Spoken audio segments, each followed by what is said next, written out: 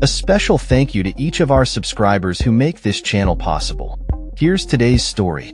In a dramatic escalation of tensions in the Capitol, President Donald Trump asserted on Thursday that crime in Washington, D.C. is at an all-time high, a claim that has sparked outrage and disbelief among local officials and residents.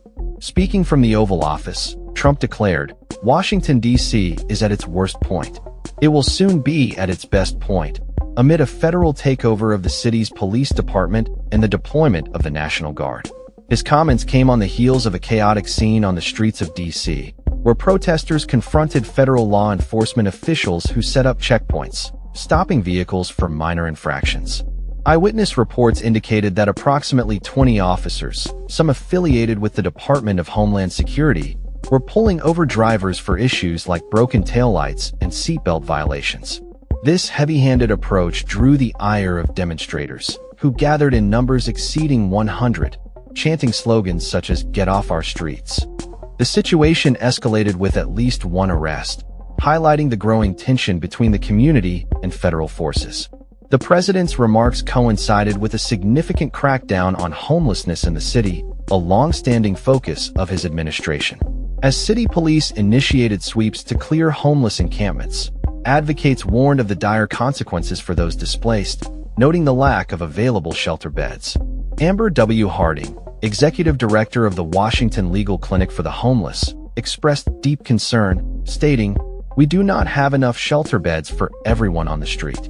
This is a chaotic and scary time for all of us in D.C., but particularly for people without homes." The National Guard's presence in the city has been bolstered this week, with nearly 800 troops deployed to assist local and federal law enforcement. The Department of Defense confirmed that around 200 National Guard members would be actively patrolling the streets to support police efforts. Since Trump's announcement of the federal takeover on Monday, over 100 arrests have been made, with the Metropolitan Police Department reporting 74 arrests on Wednesday alone. In a controversial move, the chief of the MPD issued an executive order allowing local officers to notify Immigration and Customs Enforcement (ICE) about undocumented immigrants encountered during traffic stops, a shift from previous policy. Trump hailed this decision as a great step, but refrained from confirming whether he exerted pressure on the police department to implement the agreement. In another significant development, Attorney General Pam Bondi appointed Terry Cole, head of the Drug Enforcement Administration, as Washington's Emergency Police Commissioner. This move centralizes control over the city's law enforcement, requiring the MPD to seek approval from Commissioner Cole for any operational decisions.